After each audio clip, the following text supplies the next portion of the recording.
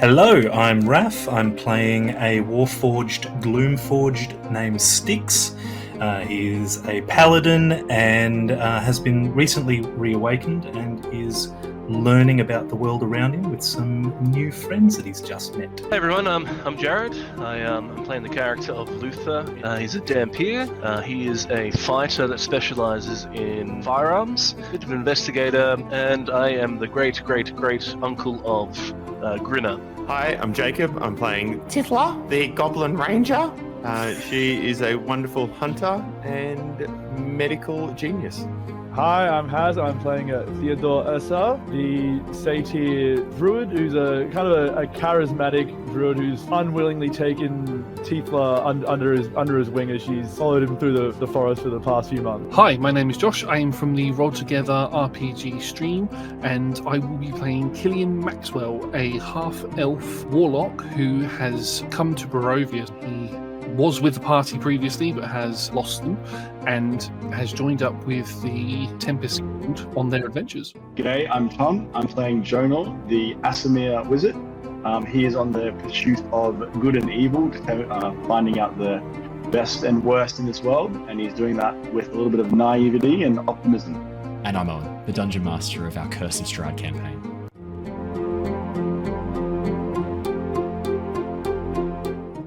A warning, gentle viewer. Curse of Strahd is a horror-themed Dungeons & Dragons campaign, which means you may hear adult language or adult themes throughout this episode.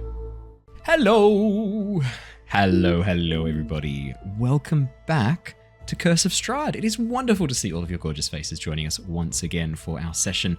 We are very excited to be jumping into the premiere horror campaign with 5th edition Dungeons & Dragons. And if you were wondering, yes, you can play Curse of Strahd. It is a module that you can get from D&D Beyond whenever you want. We have made some changes. Those who are familiar with the campaign will notice that we've done some new things. But that's the best bit about D&D. You let the players do what they want to do and things change. The landscape gets shifted. And we've had some pretty big changes happen in the last couple of sessions. I'm loving this almost like pantomime going on with Tom and Jacob right now. This is brilliant. I want you to outdo each other. The person who does the most over-the-top reactions will start this session with an inspiration as I do all of these announcements. If you commit, you're going to get inspiration at the beginning. I will be standing for the next segment. Jacob will do anything for an inspiration, it turns out. So I've done a lot more for a lot less. Oh, yeah. So we're very, very excited to be jumping back in. We do have two quick apologies for tonight. Jared, unfortunately, is unable to make it to tonight's session. He has some personal stuff going on that has not yet resolved, so we will see him at some point in the near future. Hopefully he will be joining us for our Return of the Giants campaign on Wednesday, but at this point, I'd say it's probably like a 50-50 chance. So send him some love, send him some care emotes, and hopefully we'll see him again really soon. Andrew, I have no idea. I messaged Andrew this morning to let him know the session was on.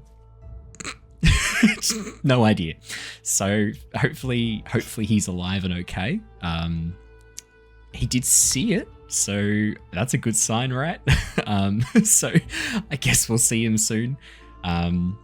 Be really keen to have Raspip back. Otherwise, I've got Josh, who is currently lurking in the stream right now. Josh, if we have a no show from Andrew next session, I guess I'm bringing you back. That's you're in, mate. You're back in. I need you back. We're gonna say that everything's going so well at the monastery that you just weren't needed there any longer. Or maybe you felt the glow of Lysander calling you to be with your companions and to start the what are we calling it? The Purge? The Holy War? Have you guys come up with a name for whatever it is the devotees of Lysander are currently planning on unleashing upon Barovia? Holy War was a good start. Was it? Probably accurate, not good. Poor phrasing. I like a crusade. Crusade. I said if there's one other word that has more baggage attached to it than Holy War, it's got to be crusade.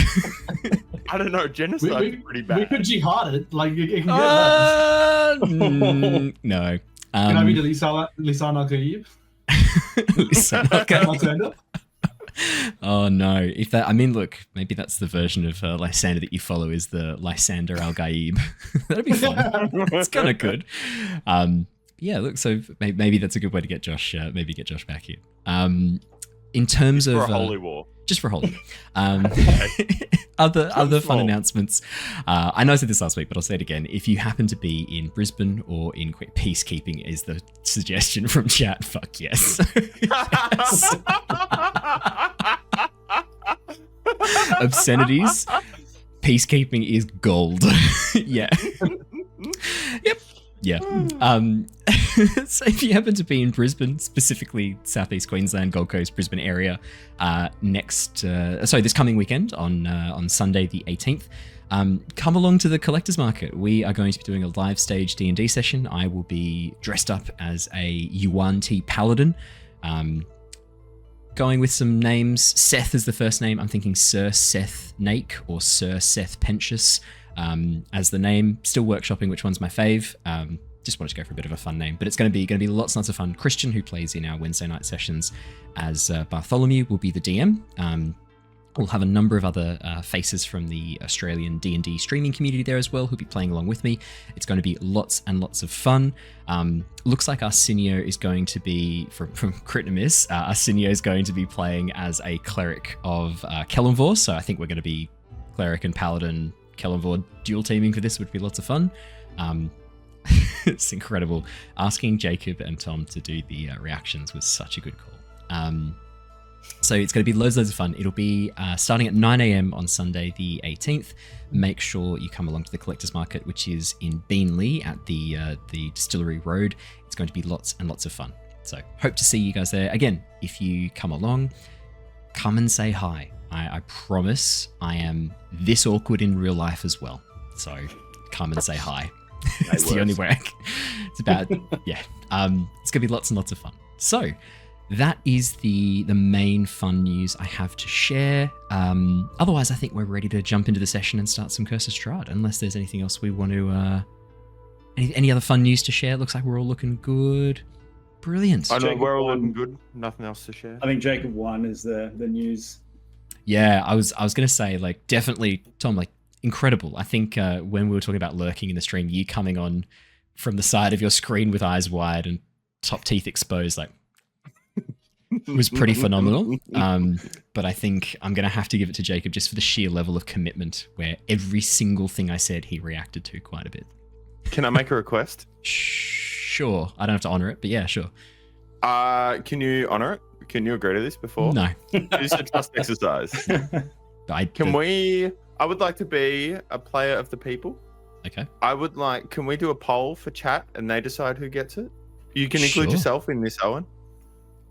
Well, I don't think that would be fair to include myself. I just mean if that's what chat wants. If chat want to give you that, I'm saying let's give them a freebie. We can make a poll. So let's do a new poll. So the question is who? What are we going to say? Who gets an advantage? Who pantomimed better?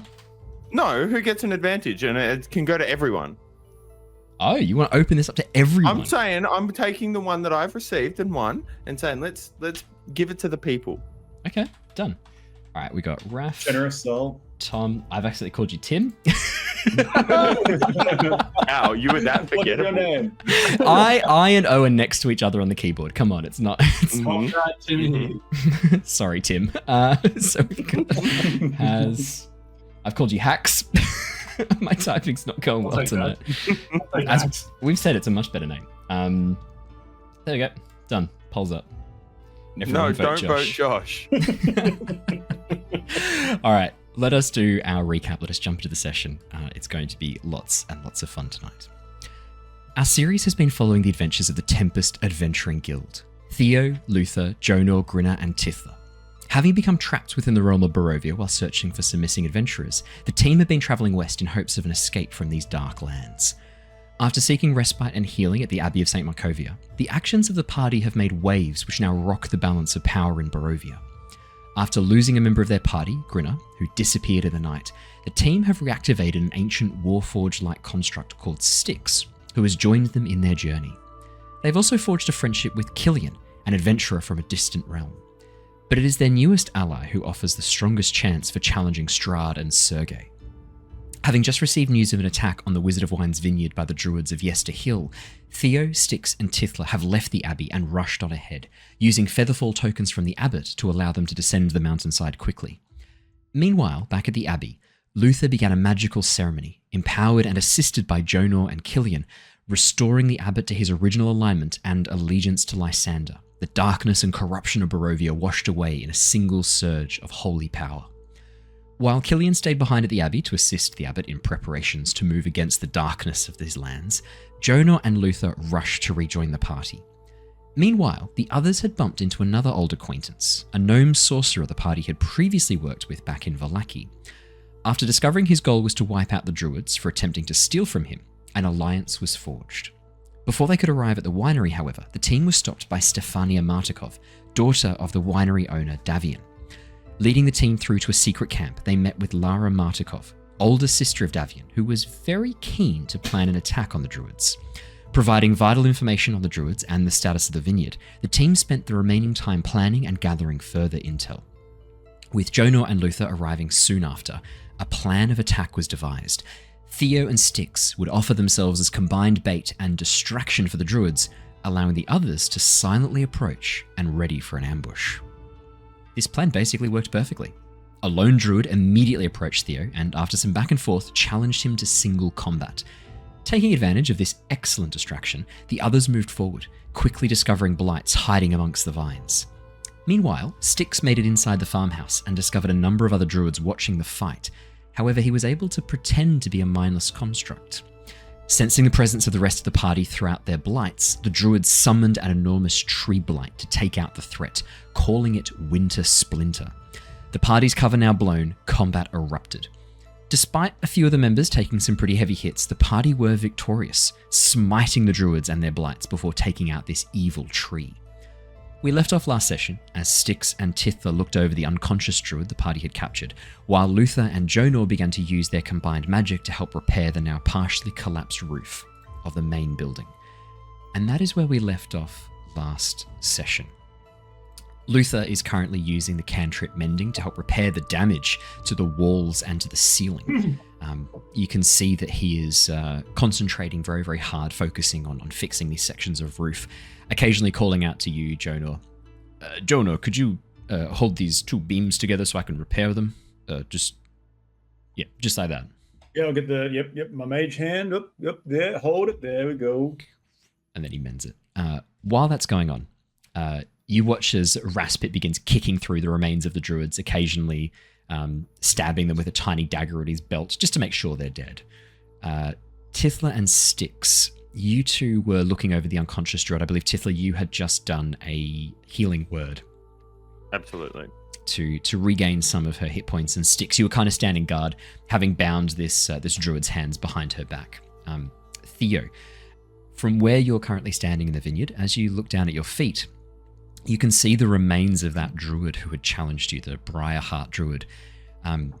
After being taken over by the vines and then being destroyed again by your combined attacks with Luther, the body has partially fallen apart, the vines no longer holding it together. Interestingly though, the staff that had dropped from his fingers still lies on the ground. It looks like a length of maybe rowan wood, but vines and thorns grow across its surface. Can I make some manner of roll of possibly I haven't actually shared all the. You tell me what I'm rolling. Sounds Survival? like. So what sort of thing are you trying to find out? Then I can. Mostly Druid lore on this thing for what it would be and how dangerous this would be coming from the Circle of Decay. Yeah. Okay. I do have some bad news. Looks like I have won the advantage with 4 votes. Tom was next with 3.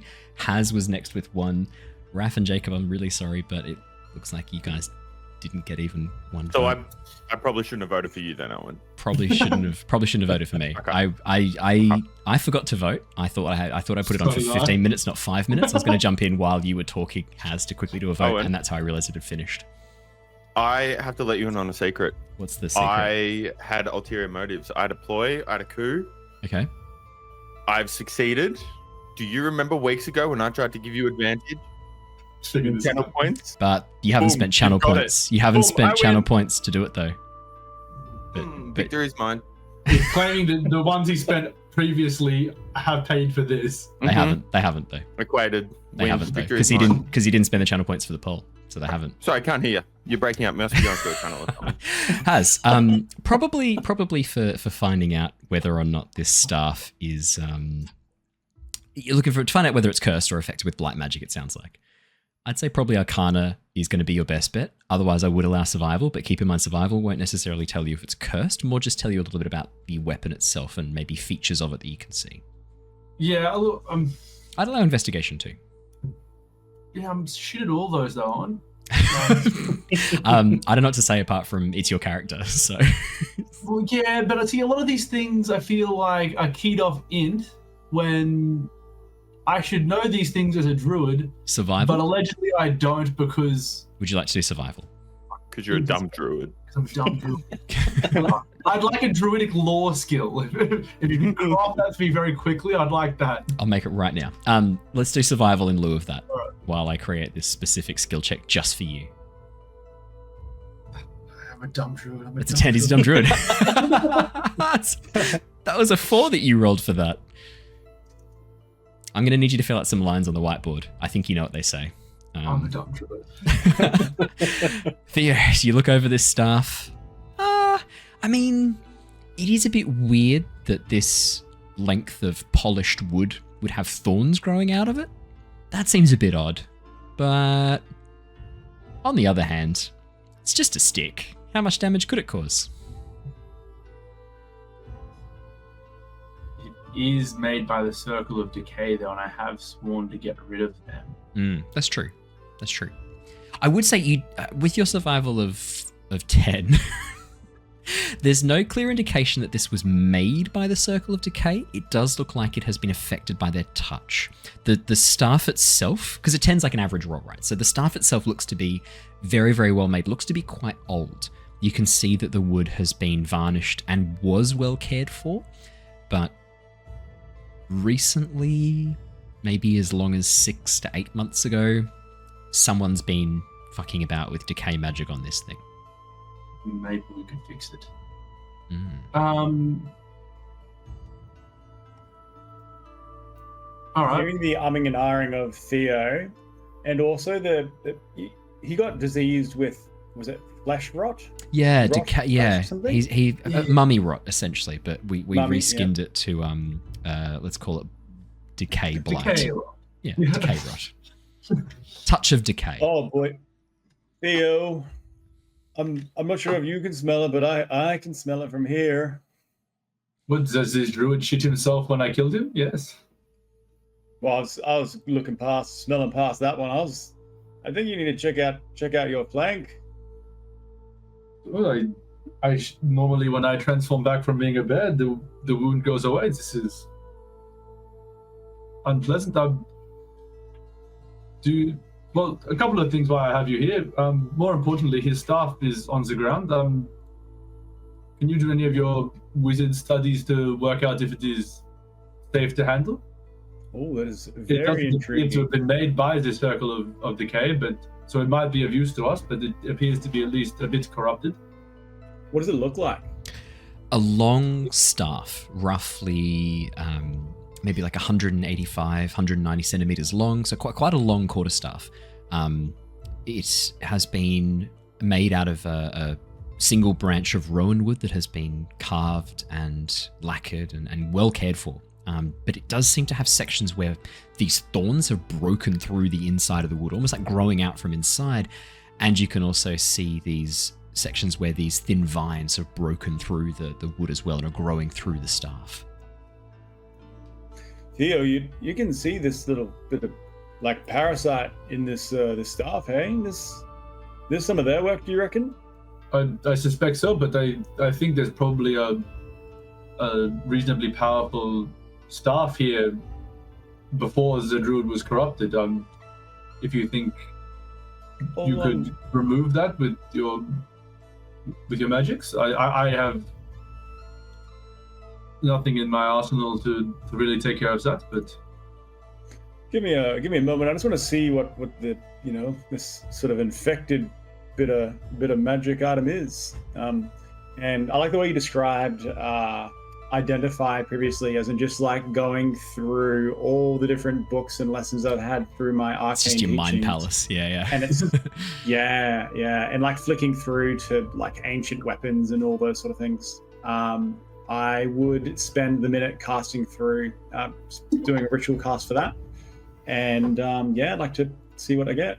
So for a ritual cast, 10 minutes for a ritual cast, but that's fine. You guys have got some time. I believe every ritual is 10 minutes from memory. It is 10, sorry. 10 minutes okay. plus the cast time. Yeah. For ritual. Yeah. I only have it as a ritual. It's not an active spell, so I'm gonna have to spend 10 minutes. That's okay. As you focus and do that for 10 minutes, Styx, Tithla, Theo, what would the three of you be doing while Jonor sort of sits down cross-legged? Jonor, you close your eyes, lay the staff out in front of you, and then you watch as Jonor begins like indexing in his mind, like holding his hand up to like flick through pages of the books that he's currently seeing with his imagination. Well, while he's doing that, I'll go to Tithla, our medical genius, and show her my cursing. Tithla, Theo has an enormous black handprint on the side of his hip. It is actually burned through his clothes and his skin and flesh. The area where the handprint is all necrotic tissue, and you can see that this blight is growing very slowly, but it is currently moving through his veins. There are like all the blood that's in this area around it has turned the veins black. It has turned thick and ichorous. The wound looks horrendously infected. Magically so. Do you think you can fix this? Do you have herbs and poultices? I have herbs and pulp. And Tithla wants to roll a medicine check to see how well she understands this. 14. Tithla, this is magical in nature. This isn't a injury. It looks like one. This is a curse, definitely. It is going to be... you're going to need to remove this with magic. All right. Magic created this injury. Only magic can reverse it. Does Tithla think that she could do a cure wounds to help slow some of the physical effects that may be happening here? You get the distinct impression, looking very close at this wound, that it's actually going to suck up any healing magic that is applied. This necrotic source is just going to burn through any magic. Any healing magic that is used on this creature, that is used on Theo, is not going to be effective. You get the sense that actually any attempt to heal Theo before dealing with this curse is not going to work. So good news and bad news. Mostly bad news. I'd prefer to have it be mostly good news.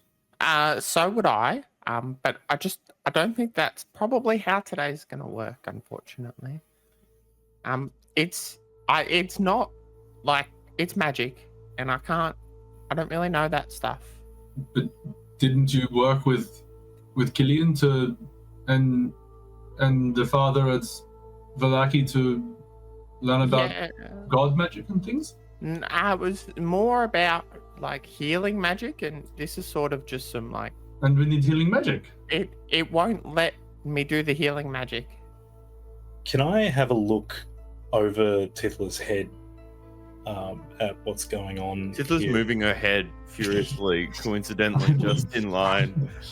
And funnily enough, Styx doesn't move. Just kind of stands there and hopes that she moves out of the way at some point. And she then clearly is going back and forth. Actually, I know this is probably not what you were planning, Raph, but actually from an optical perspective, that's the best way to ensure you get a really clear view of what's going on. If someone's moving around and creating like motion blur around an object, the best way for you to compensate for that is to go very, very still and look through and let that forward image defocus, and your brain will then fill in the information for you for the image that's behind. See, I didn't know that, but I'm sure Styx did. Styx would have known that. Oh, and can we stick with more of those sort of medical facts that you peel somebody's skin off? I just address the information as and when it becomes available. So this is more a reflection on us then. Exactly. Yeah. remember to take this to your psychologist. I know that I've been filling in as a proxy for that since we started this campaign, but at some point... I thought that was what I was paying you for. Yeah, we'll talk about that in session. Styx. Styx. Did you want to make me an Arcana or a Medicine check? Because you're kind of examining, or you maybe I'd actually say Investigation too, if you're kind of looking to kind of understand the injury. So what I'm actually wanting to do is see if it has an inherent alignment. I know that sounds weird, but like, is this an evil curse thing? Is there something bad inherently about this? So it sounds like you'd like to roll an insight against the cursed flesh of Theo's or like calf and hip. Religion check or something like that. Religion's good. Yeah. Like, is this a bad thing somehow? This is an incredible question. 15. Styx. You're still kind of understanding, I'm going to call this personification. Which things have personalities, which things do not. Which things are motivated by intrinsic and internal behaviors, which are motivated by external forces. Like, if a rock rolls down a hill, because someone pushed it, the rock didn't roll down the hill, it was pushed by someone else. The other person applied the rock's the arsehole. Yeah, so Styx is sort of still figuring out these balances in his mind. With a 15 though, Styx, you reckon you pretty much got this sorted. Magic can't really be evil or good. The mind that directs it can be, though. You get the distinct impression that the sort of person who would inflict this injury on a person that slowly rots away at their insides until they turn to goo, probably not a good person. In fact, probably neutral would not apply to them either. It's a pretty evil thing. This is an evil curse. It is not evil itself, but really you're trying to think of a reason why you would use this innocently, and there isn't one that comes to mind. So magic can't be evil, but this is pretty shitty magic. Let's put it that way. Like, whoever came up with this, world-class arsehole. So Styx, realizing all of that and trying to get a look around Tithla's head, just going to very gently move Tithla to the side. Tithla doesn't notice, so she just goes with it. And I'm going to poke the handprint lightly. Yep. And I'm going to cast Protection from Evil and Good on it and just see. I love it. Let me quickly refresh myself on Protection from Evil and Good. It's one of those spells that doesn't get used very often. I believe it means that creatures have disadvantage to attack. Yeah, it has pretty well zero actual relevance, but hey, look, this will is using your paladin powers where they're needed most. Yeah. If I protect him from evil things, maybe it'll stop it spreading or something. Yeah, I just want to have a quick read. I want to see if there's anything with this I can do to make this. Let's have a quick peek. So, creatures have disadvantage on attack rolls against the target. Target can't be charmed, frightened, or possessed. If they're charmed, frightened, or possessed, they have advantage on any saving throw against the relevant effect. Okay. Aberrations, celestials, elementals, fae, fiend, and undead. Okay. As Styx pokes the wound, Theo, ow, is correct. And then you feel this wash of energy as Styx's, like, the joints in between the armor plating suddenly begin to glow with light. Styx's eye glows as well, this shining beam almost like projecting down from his eye onto the wound. Is that how you kind of want to do this spell? Yeah, I was wondering about that myself, but I really like that. Carry on. Sick. Yes, you just like look down and there's cyclops vision onto this wound. This like purplish orange glow, this bizarre sickly kind of light plays across the wound. Theo, for a moment you think he's trying to do some sort of like cauterization and you brace yourself for pain, but there is no pain. And as you watch, you get this sense of almost like peace and calm begin to wash over you. Doesn't seem to be any change to the wound, but you do feel better. Thank you, Styx. That seems to have at least made me feel positive.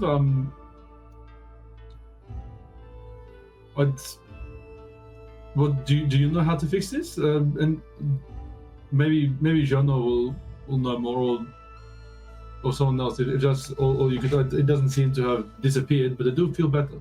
No, I do not know how to fix that. And he just kind of walks off. Thank you. Welcome Styx, to the club. I'm gonna be really nice, Styx. Do you want to check your spells just really quickly? I Don't do it. So not the trap. ones you've got right now, but the other spells that you can get. Oh, I don't even know where to go looking for those. So if Probably you under click on managed spells. if you click on spells and manage spells, and then go known spells, it'll show you all of the different spells that you can learn. It might be maybe there's some spells in there that Cool. might help. Just to help you out. There's probably quite a lot actually in there. There's some good spells in there. I'm just gonna check Raspip's spells really quickly, just in case Raspip has, because Raspip is. I think you listed them last session, and it was every type of damage on every level. It is. It's Except every Fireball. except Dimension Door. He doesn't have Fireball. He does have Dimension Door and Polymorph. And The Dancing dimension Lights. door, the spell away, the curse away. Yeah, exactly. Actually, I might learn command, and I'll just tell it to heal and off. stop being stupid. That's better. Stop being a dumb druid. Amazing. You're a long way off fixing that, aren't you? Doesn't look like Luther's got anything to help either, unfortunately. I've just had a look through. Luther's not going to. He's going to be focusing on fixing the roof.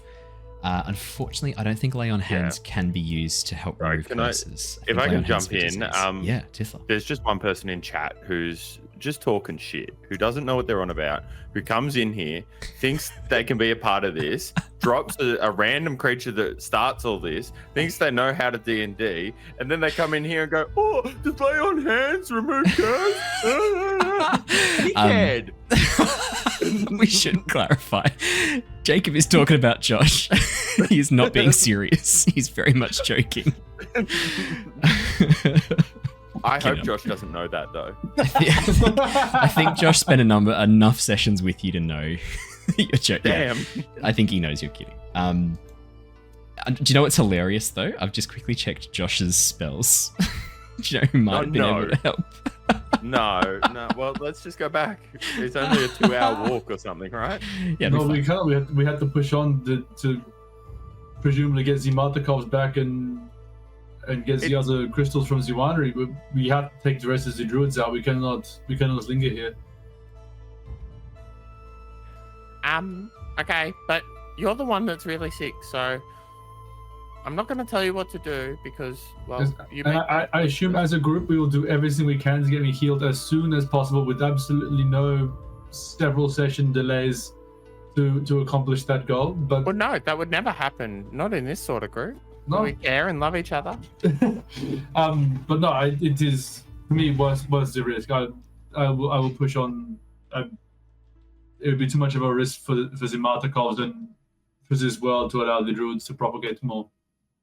Do you think we need If to it has address... more of those crystals that made the winter splinter, it could be devastating. Okay, but you have to promise you'll be careful. I will be fine. Promise that you'll be careful. Well, it is my job to keep you all safe. Promise? I cannot not put myself into danger. Well, then we won't go unless you promise you'll be careful. Well, if I'm not being careful, I'm not being. I will do my best not to die. Tithla does a hop and then crosses her arms. Promise. It is okay. I will promise that I will do my best to not die. I don't accept that. That's not good enough. Well, I can't Promise you'll be careful. You have to try really hard, not just to not die. Well, That's what does be careful mean? You're like careful and then be. Okay, I will be careful, but I will have to fight things. That's okay, but you just don't be Careful silly. about it. Okay? Don't run into fights that you don't need to. No challenging one-on-one Well, to be fair, I wanted to challenge him like 1-on-7, and then you're all meant to throw spells at him, but I know that was a good some plan. arbitrary force that controls the world deemed that's not to be. So Wait, are you saying that there's some sort of one entity that controls everything? That can't be right. What about the gods? I suspect Satyr is the same god in the end. No. Surely not. Surely there's not some higher power above them. It is nature itself, naturally. Ah, the trees. I'm on board now. I got it. Okay, Jonor, let's it's at go. this point that you finish identify. This staff, it is a enchanted staff. It is a +1 enchanted weapon. In addition, it looks like it originally could be used to summon and create an awakened shrub. However, it has been corrupted by the exposure to the Circle of Blight. Now, rather than summoning an awakened shrub, it can be used to summon and control, or basically to turn a plant into and control a twig blight. Up to 2 twig blights or 1 vine blight. How much does Theo hate that as a concept, completely antithetical to I reckon his being? I reckon that's going to have to be a wisdom saving throw. If you were a circle of wildfire, like I wouldn't even give you the because that entire circle that was designed to like wipe out and burn the scourge of the blights from the face of the earth. The moon druids helped, but like it wasn't their entire purpose. Well, do I think that it's? Well, Jonor, do you think we can remove the corruption on this and get it back to summoning fun shrubs? Yeah, well, the main piece of wood is all here. Like, it's fine, but you got this this weed throughout it. With an identified Jonor, you actually know that because identify tells you everything that you need to know about this item. Sure. Yeah. In addition, you know that the source of this curse seems to be this very strong corruption, perversion of natural magic, of nature magic. This was not done by a person. This was done by a place, probably a place of power. Maybe the original circle of the Druids. If you were to purify the place, the staff would be purified as well. So how we've spoken about vampires. If you kill the vampire that infected others, then you would free those controlled. It's kind of like the same thing, but in the location. This rod is from maybe the main home of the Circle of Decay here. If we went there, purified it, then this rod would be good. Right, I could just remove the curse if you want that, but whatever way you want. Like you can remove curses? Yeah, I did that to Grim. I hold on. Gaping wound on his side. Styx and I were trying to work out how I can stop. I believe I am decaying. It was smelly. I was coming over to have a look at it, and then you just pointed me away, so I just did something else. I came over to have a look because it was stinky, and then you showed me a shaft, and I got distracted by that for 10 minutes. But I'm back and I'm ready now. This happens a lot. I'm ready for the stink. Don't think about it. Just let's keep going. Don't think about that for more than a second. Let's keep going. Keep going. I'm gonna just have a look at this one here, and there's a foul handprint. Can you just get your your armor out of the way? I just want to have a better look, if that's okay. Tithla, move your head out of the way. And Jonor's going to get down to, lower his height and have a good look at it. Look, I'm feeling kind of pooped. I need a bit of a rest, honestly. Could you perhaps do this first? I am feeling my whole body fall away into dust. Look, it's going to be inefficient use, but I guess I can fix it right now. Give me 1 second. And he pulls out his little parchment, gathers an assortment of stray materials that don't seem to mean anything to you, but as he sort of crushes them into his hand, gets it into a dust, and then light sort of rolls out from his hand. It sort of blows the dust onto the wound. And as the dust is there, he then lands his hand on top of the print to then use Remove Curse. Cast at a higher level, 4th level casting. Ooh, okay.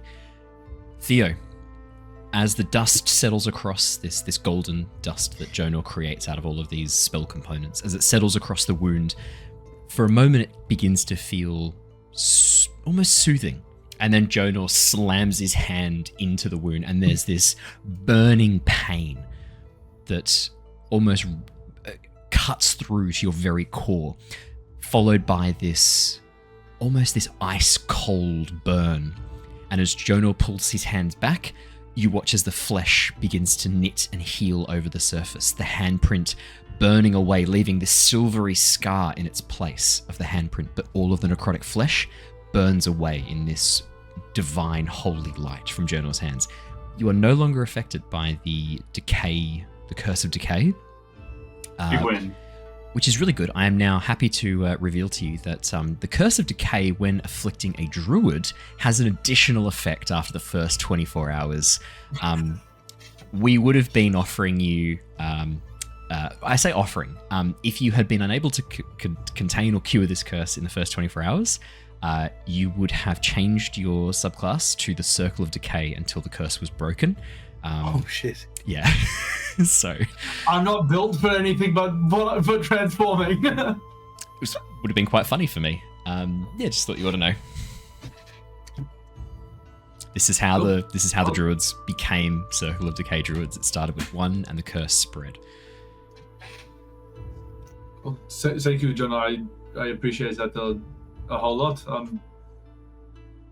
Now let's get chasing these.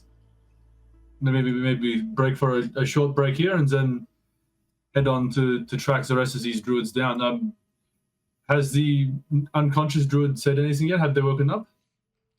I to a broader community. Luther, who at this point, having seen you guys dicking about with that, Styx coming over to look and no one guarding the druid, stops what he's doing on the roof and goes and keeps an eye on the prisoner. Yeah, she's starting to stir. You wanted to ask her some questions. He lowers the gun and presses it against her temple. I'd say she's pretty compliant right about now. 1, where are the druids? 2, give me the druids. As she slowly sort of like comes to, blood coating the side of her head where she was shot just from the side of the scalp, scalped by the original shot from Luther. I think Styx was the one who actually ended up knocking her out in the end from memory. She sort of like comes to... I am helping, as she like slowly blinks awake. No.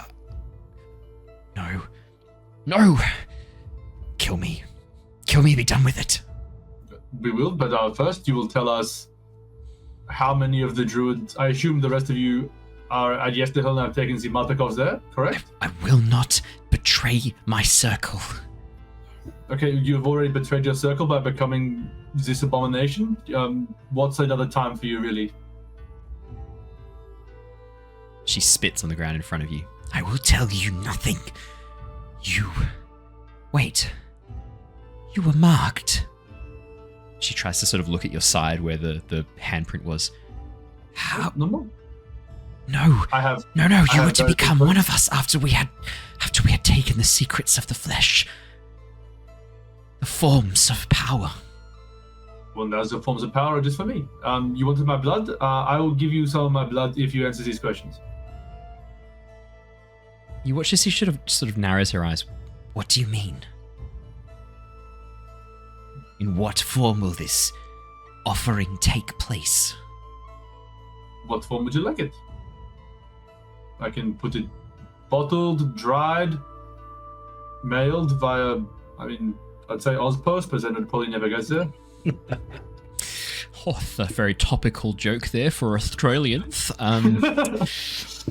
Replace any national postal service. I assume the gag still hits. Gag hits hard everywhere. Now I get it. Now it's funny.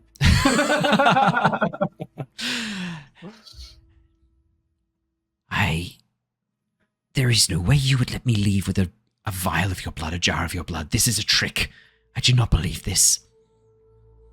I will hand that out. I will give you the vial of blood. Let me leave safely. No, I didn't say that. She narrows her eyes. To be fair, I was hoping you wouldn't pick up on that clause. Look, one way or another, you are going to die.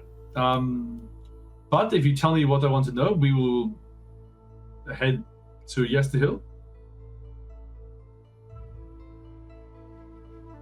She just sits there, Mouth shut, I eyes appear burning to with be not hate. very convincing.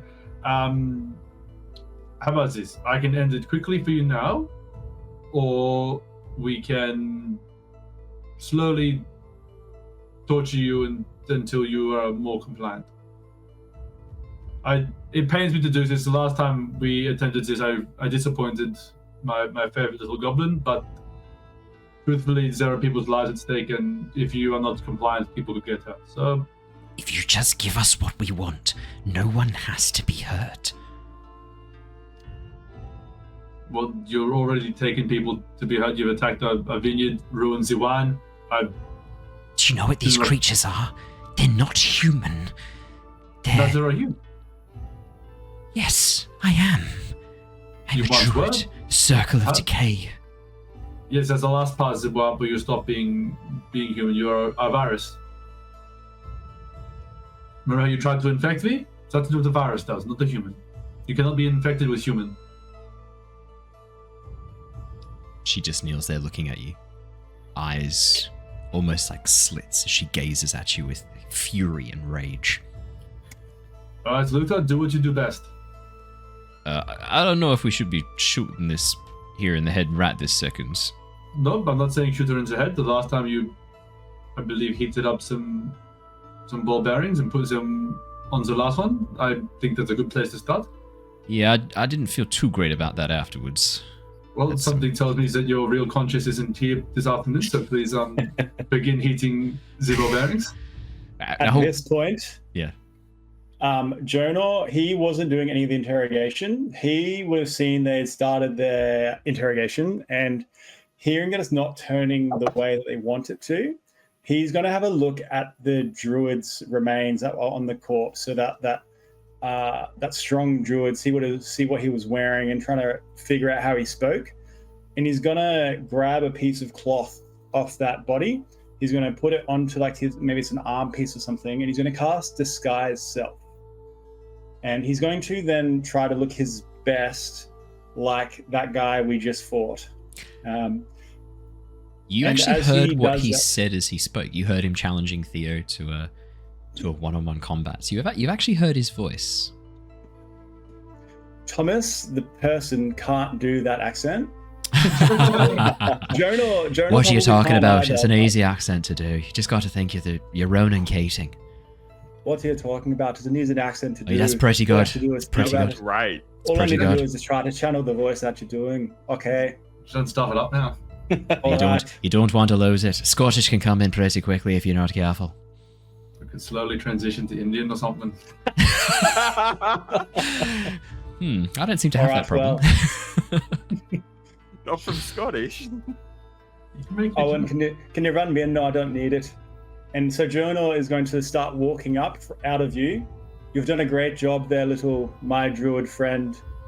I haven't been happier to hear someone so dedicated to the Circle of Decay.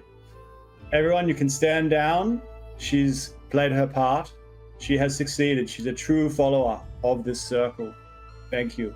Could you make me a performance, persuasion, or deception check? Your choice. Also, Okay. seeing that happen, Yeah. I would like to cast a spell as well. I want to cast Zone of Truth, which is a 15-foot radius sphere. I want to do that so Oh dear. only... no. That's a 2 from Tom. I get it with advantage because he's taken the tact of this is the person they've just been with. I know this is very The retrospective. problem is that the zone of truth that Styx is casting. Where I was going with that, Yeah, though, is I want to make sure that the radius of it is placed so that she's right on the edge and everyone else is out of it. Okay. All right. What I'll do, I'll make her save. Tom, I'll get you to roll again. Thank you. Thank you. What's your DC, Styx? Oh, Doesn't matter. It's a 9. Don't matter. 16 for the performance. A little bit better on the second one. Jonor, as you take on this form, for a moment, Theo, you're convinced this druid has come back. before you kind of like realize, looking back, his corpse is still lying on the ground, and Jonor's suddenly missing. Probably this is Jonor. Jonor, as you stride towards her, she looks up in surprise and goes, "No, this was a test." Can I feed druidic knowledge about the circle of decay telepathically into Jonor's head? Yes, you can. You have telepathy, so yeah. Yeah. So any time that something would require insider knowledge for you to say, I beam to you. Did you just peace out? It's gone. I don't think you can handle the telepathy. Was too much. You watch as Jonor sort of freezes in place and then slowly falls backwards, landing with a thud on the ground. No. I'll assume that Noodle has chewed through his power cord and taken his computer out. That'd be rough. That'd be rough. As Jonor sort of stands there looking down, you watch as she goes like, "This was a test, but." She looks around, trying to sort of make sense of what's going on. Styx, it is at that point you cast Zone of Truth. She failed, which means that she knows. So does she know that it's active if she fails? No, I think she just has to tell the truth. Because I think it's, if you pass. Oh, she is aware of it. Okay, so she knows that you cast the spell Truth, yeah. Well, yeah. Aware of the spell. Just aware of a spell, but no. The spell, yeah. As she sort of paused and looks towards you, Styx, she goes, "Why have you cast this spell, Construct?" He just does this from time to time. He's a bit broken. Styx just falls over backwards again. Just straight. This part is a test. I don't understand, but this. But why would we align with a druid of the many forms? But are you? None of this makes sense. Just to prove you are worthy? Of what? Of returning to the many forms? What must I do? Tell us how many druids are in Yester Hill and where you've taken the martyr corpse. The shapeshifters have been taken to Yester Hill, to the circle, the caverns beneath. Our numbers at the moment are small, but we have tried to fulfill our master's wish. There are currently 12 of us, including the 4 who were here, yourself, myself, and the 2 others. And obviously our friend who went to the Abbey to trace the other Marticos, who I assume we'll expect back at any time. I did not know one had been dispatched to trace the child. I was not aware of this. Now that you have proven yourself, you are more privy to this kind of information. What do I get? Now, just so we can confirm that you are ready, you do know the true identity of our master, correct? Sergei von Zarevich. Yes, okay. So that you have work set out yourselves. That is a good sign for you. Worked out. We speak with him.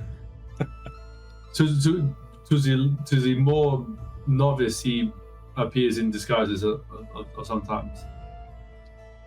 No, not to the circle. He created us. We are bound to his will. Mm-hmm. And you obviously know how to contact him and where to find him? At the circle. Unless you are summoned to the Amber Temple. It's naturally the Amber Temple. Okay, well then, congratulations on your promotion. Does anyone else have any test trial-based questions for our new friend? I don't understand the blessing of Blight. And you watch as she sort of like moves her shoulder and shows a handprint on her back of that blighted black flesh. I Does this get removed? Do I regain the forms, or do I become a Briarheart? What is next for me? Well, first you must become a Briarheart, and then once we can get the... yeah. Did you have anything particular you want to do? I've gotten a fair bit of info out of them. Okay. I was going to just try and get her to listen to, obey to what you were saying, and pretend that it was going to be this is the test for the true followers of the Decay. Cool. Rolled with that. Weakness. Told us everything. Anything specific? So there's about 12 druids, including the ones we killed here. They're working for Sergei. There's caverns underneath Yester Hill. Is there anything else you wanted to know? And she's revealed that she has one of those blight handprints on her upper shoulder, her upper left shoulder as well. Oh.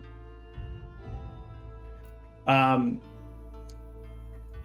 have a little... Hang on. Owen, can you run me in with that accent again? I need to hear you say it. Right then. We're going to go... So the one that I remember, my key phrase, is Ronan Keating. Okay, well... No, it's not really. I just thought it'd be really funny to say. Right then. Barbara. How are we going to be doing this? Okay. All right then. Barbara, there's a strong magic user in the swamp, and I believe that she has a bit of a power that will be very well suited for the application of our Druid of Decay, Circle of Decay. Tell me more about her. I've actually not been familiarized. You speak of Baba Lysaga. That is exactly the one I'd like to know a little bit more about. I've heard dangerous and also interesting things. She serves our master as well, Sergei von Zarovich. We have a agreement with her to stay out of each other's way. She is a formidable opponent. If the full might of the circle were to be brought to bear against her, we might just win. And what do you think is the main power that she can possess? Lost it. She is a powerful spellcaster, a hag. She wields magic with malice, with cruelty, beyond any which we have seen.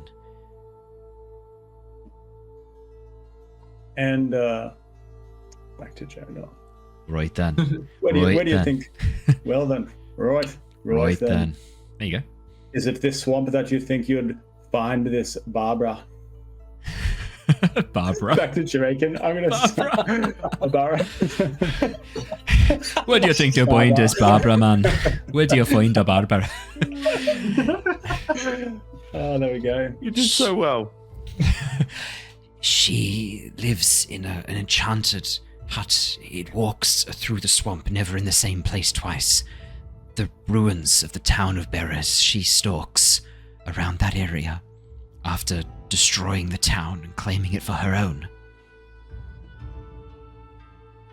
Is this part of the test? We were told not to interfere with Baba Lysaga's work.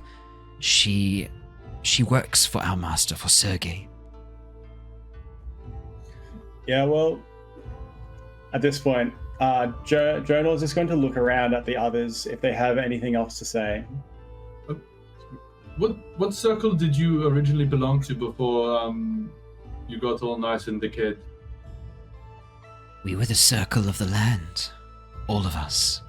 All of you were you were all one coven, one circle together? Yes, of course. I have served the Lord of Decay for years and years. Well, I heard that there was one druid who came to you more recently. Yes, we had a new acolyte, a possible member to join, but they did not survive the extraction. Does it make you sad that they were given the extraction before you were? She gives you a really sort of like confused look. We attempted to take their powers, strip them of their magic, to re-grant us the circle, the forms of power once more. They did not survive. So you meant extracting your half as a Briarheart, we call them different things. Okay, no, that is enlightenment. That is rebirth. She would call it rebirth, right? That is rebirth. Rebirth as an avatar of decay. Okay, probably time for debirth then. Luther, I think we've heard enough here. Can you please complete the test? I have a question. Oh, of course. Just from lying down on the ground still. Checks out. What are your defenses? Are there traps? Where are the people on the hill? You watch as she kind of narrows her eyes for a moment. Why is this necessary for the test? Because we have to understand you fully comprehend what our circle is all about.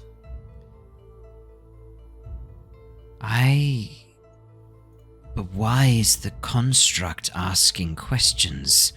Is it not just a machine? Beep boop. It is a machine that asks questions. What function does this serve? This machine? All will be revealed after you've been reborn, and you'll only be reborn after you answer all of the questions. Could you make me a persuasion check, Theo? Sure can, buddy. Aw, thanks for calling me your buddy. It was condescending. He didn't mean it. That's a natural 1. I've rolled a 2 and a 1 this session so far. Can you get better? I am a dumb druid. Ah, got it. What was that? Sorry, Raph? Can I argue that I helped with my beep boop? That was undoing your previous questions rather than providing help. You watch as she narrows her eyes. No, this isn't right. Something's not right. This isn't... No. No, what? Okay. This doesn't make sense. Jonor, you can transform back now. You're an idiot. You're very easy to fool. You betrayed your shitty circle of decay. Luther, debirth, please. Luther pulls the trigger with the gun pointed at the back of her head. With a crack, you watch as she drops lifeless to the ground. Oh. Tithla shies away. I promised it to be quick next time. It's just... We didn't resort to the ball bearings. It's just loud. It's just loud. I've just noticed she's got one of them handprints on her back. Like, that you had, Theo. Yes, I suspect she was inflicted with the same curse I was. Yeah, but we fixed yours. You don't think we could have fixed hers, do you? I suspect it's too far gone, and she seems to have willingly accepted it and served a lich for decades upon decades. I'm not entirely sure she was redeemable. I think all who can step if into you the were light of to- Lysander can be redeemed. Yes, and maybe her spirit will one day be able to float up towards his holy and delicious light. Now, I'm pretty sure while we're here, it just gets pulled into that wall of mist over there and suffers eternal torment. But maybe one day. Going to, remember the whole crusade thing? We're going to No, we can't call it enlighten that. the whole realm. No. I've decided we're going to call it a cleansing of light. No, I don't think That's so much cleansing worse. is good. Is that with an L So or a much W? worse. It's an L. Yeah, that doesn't sound that great either. We're going to call it Lysander's blessing. We're going to spread Lysander's blessing throughout these lands. And are we the Sounds like defense Destiny. force? Yeah, We can be the defense force. I'm thinking Homeland Security. Makes a lot of sense. No, he doesn't say that. We'll stick with crusade. If anyone can come up with a way to say that doesn't sound horrific. What if we just tell it for what it is? We've come into an area uninvited, unprovoked, to just try and get the natural resources. And to convert them to our religion. Yeah, Perfect. Share. Cool and normal. for their own good. To help them. We're here to spread Lysander's light. No, I don't like spread. That's what I'm Yes. here for. It sounds like a Share. We're here to share the light of Lysander. I'm not a big sharer. Should we call it the Golden Path? the golden shower, perhaps. Yeah, it can bathe us in the light. That's It is actually pretty warm, good, Tithla. Slightly salty light. Salty. It's a weird detail for you to know about. Is that Lysander? While that's been going on, You look over and see Lara has been actually inside the farmhouse, moving around, looking for signs of the Mardikovs. What you guys were kind of here for. As she emerges, shakes her head and looks around, she goes, Is that what we were here for? it's what you were here for. There's no sign of the Mardikovs. I think they've been taken. I can't see any sign of them. Davian, any of the boys? Yeah, I'll look for some tracks, see if we can see where they've gone. Well, our dear friend here informed us as they'd been taken to Yesterhill, to the caverns. Which direction is it to Yesterhill? Well, that's why I was going to look at the tracks to see which way it was to Yesterhill. I suspect Lara can just tell us where Yesterhill is.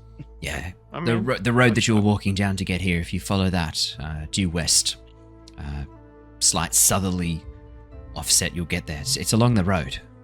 West-southwest. She points. That way. That's west-southwest. No, so you know the road you walked to get here?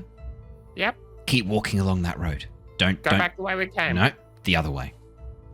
The way we came from. No. I hate to impose, and I'm sure you probably have some stuff to do here, but we could use someone with the ability to scout like you can if you were willing to come with us.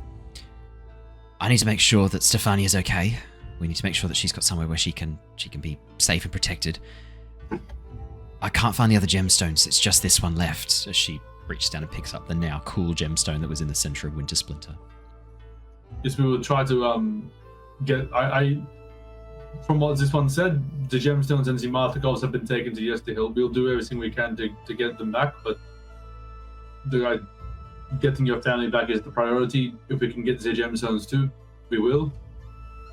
But we have to prioritize bringing the golden shower to the Druids of Yesterhill and taking care of and getting your family back. I don't think you know what that phrase means. It means bringing our God's holy light and raining it down upon the people who will benefit from it.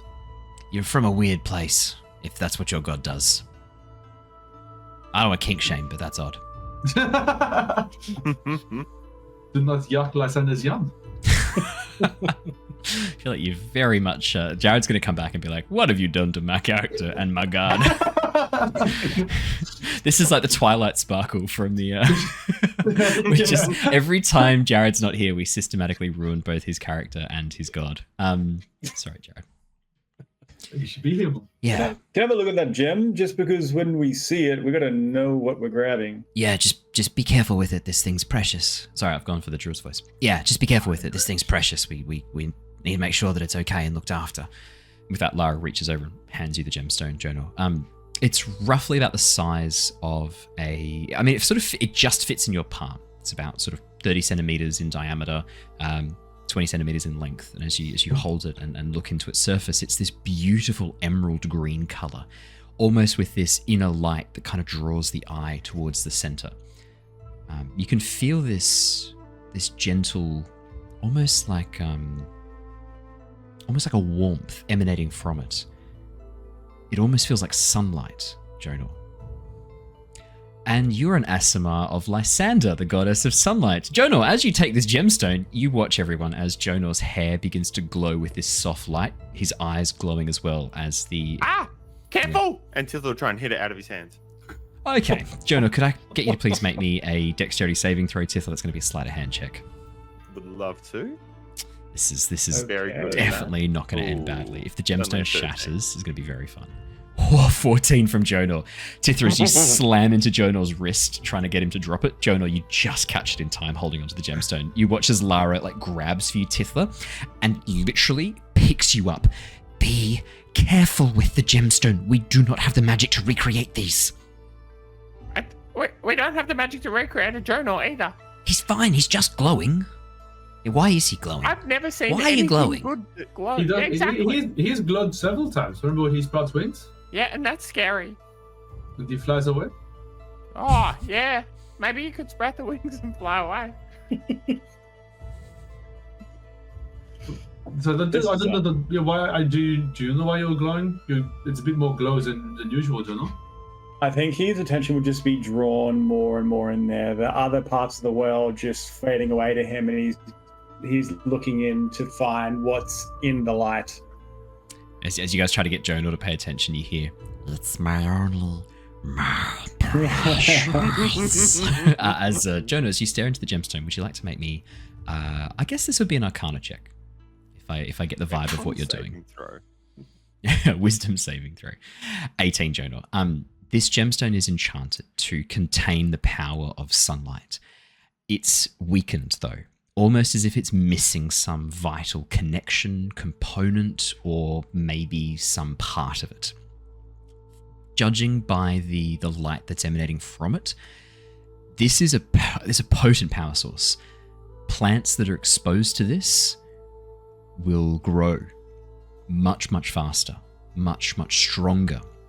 It can remove poisons from the land, make the land fertile again. However, there is a crack, not visible to the naked eye, but you can sense it with your magic in the very center, in its very heart. Oh no, was that Tithla's fault? Where a thorn has pushed through. You can feel that magic of the Blight Druids. The incorporation of this into Winter Splinter has partly damaged this gemstone. It's not going to fail or break now, but it will. One day. Not a day that's very far away. As he's looking into it, as he looks into it, he's turning it around and he gets caught on this little bit of an imperfection. His hand just sort of like reactively goes like scratch his shoulder, and he's trying to like figure out what this thing is. Is something wrong with it? He just like itches on himself to try and, I don't know. That's what he feels as he sees this imperfection. Yeah, that's what you guys see. Laura, I don't know what to say. If we don't get these gemstones back, I don't know if you can see it, but this thing is not. It's gotten into it. The Druid of Decay. No. No. We got it out. We broke it out of the tree blight. We got it. We cooled it off slowly. We took care of it. It's fine. You can take the gemstone out of the Druid of Decay, but it seems to be hard to take the Druid of Decay out of the gemstone. There's a little bit in there. What are you saying? Well, what's wrong with it? I think it's just a little bit taken, a little bit poisoned. We'll be able to do something to fix this, but it's a little bit infected right now. Is it because it's separated from the others, the two others? Do we need to bring all three together? I think Winter Splinter was the problem. It's gone now, but it left its mark. So maybe grabbing the others could help. Winter Splinter was a creature, and this helps creatures grow. We should probably attend to this after we deal with our business in Yester Hill. We should fix this. Do you think you can? Is that something you can you repair this magic? It's enchantment magic, right? It is, yeah. Very strong enchantment. Thinking to the abbot, has he wielded much enchantment? That's a good question. Have you seen the abbot using much enchantment magic? He did give you guys Featherfall tokens that he had created. Tokens that cast the spell Featherfall when you were a certain distance off the ground and falling at terminal velocity. So you have seen him wield enchantment-based magic. I mean, beyond that, Jonor, you know now that the abbot is a Deva of Lysander. I mean, he's a chosen, powerful warrior in the service of the goddess of sunlight. This crystal is enchanted with the power of sunlight, the blessings of the sun. Oh. There might be something he could do to help this. Yeah. Lara, we're not going to take this from you. I think. Yeah, I'm not going to let you. I wouldn't let that happen anyway. So. But there's someone else that you may want to give it to just temporarily. The abbot has turned a page. And he's, no, the abbot's a crazy old man who lives at the top of that mountain and turns people into monsters. No thanks. We know, the Keepers of the Feather know all about the abbot. That was the abbot. Luther and I and Killian managed to realign him. He's seen Lysander once more. What do you mean realign him? I don't have anything on me to he described that he had a mist roll over his mind, as if his vision was blocked or he was taken by some other force. We spent some time channeling Lysander, and together we managed to get Lysander to speak to him once more, and he's a diva. He's a diva. He's a diva. Yeah, that's... Oh! Can I get an amen?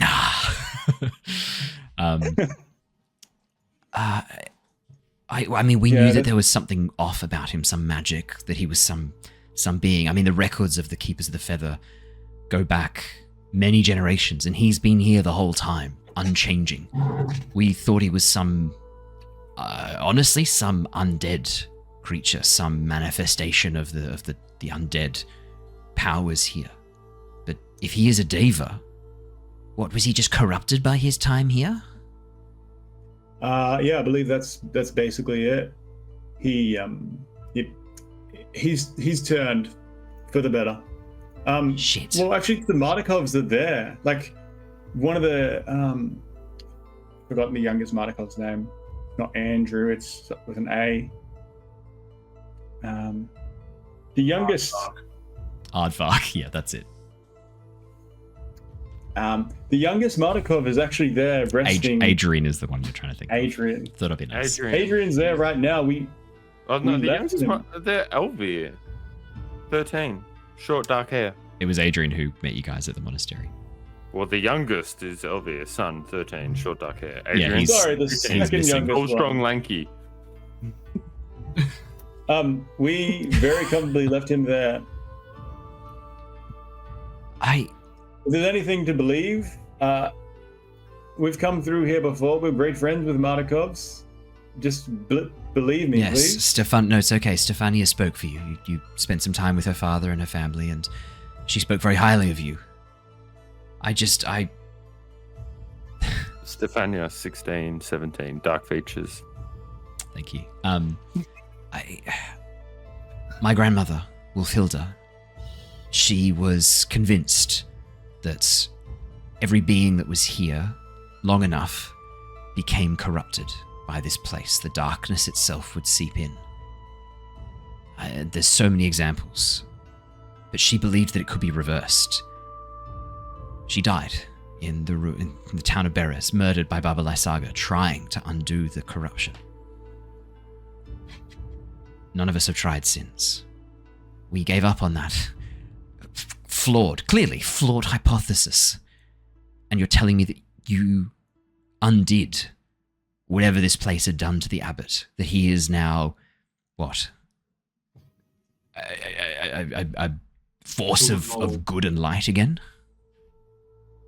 That is almost precisely how I would describe him. When you're so devoted to one thing and then it returns, boy, do you see a change. Maybe just the next time, look at the Abbey at night, you'll probably see it glowing with Lysander's light.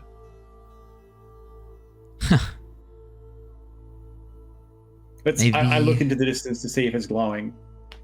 You can't see it from here, unfortunately. Guys are pretty far away. Fair enough. Could I get you, Jonor, to make me a persuasion check with advantage, please? The revelation of that information could potentially sway her mind a bit. 17's a good start. We'll ignore the 4. Let's take the 17.